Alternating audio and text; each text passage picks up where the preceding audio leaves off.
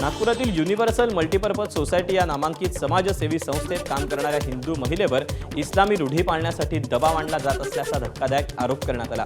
संस्थेचे संचालक रियाज काजी तिथे काम करणाऱ्या काही तरुणींवर नमाज पठणासाठी जबरदस्ती करत होते, मात्र नकार दिल्यानंतरही रियाज काजी सातत्यानं धार्मिक रीती पाळण्यासाठी आग्रह धरायचे। आरोप करणाऱ्या 4 तरुणींपैकी एका तरुणीनं काजीनं तिच्यासोबत अश्लील व्यवहार केल्याचंही तक्रारीत म्हटलं। या प्रकरणी पोलिसांनी संशयित रियाज काजी या 48 वर्षीय एनजीओ प्रमुखाला अटक केली। त्याच्या साथीदारांचाही शोध घेतला जातोय।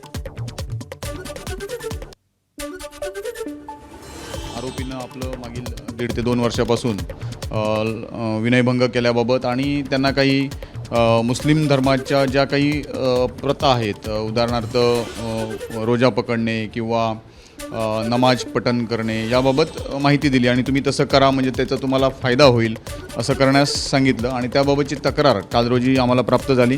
तक्रार प्राप्त झाल्यानंतर तात्काळ त्यामध्ये दखल घेऊन वरिष्ठांना माहिती दिली आणि दखलपात्र गुन्हा आपण त्याच्यामध्ये नोंद केलेला आहे। गुन्हा दाखल करून आरोपीला देखील ताब्यात घेऊन त्याला अटक करण्यात आलेली आहे। आज रोजी आम्ही त्याला मान्य न्यायालयात हजर करणार आहोत।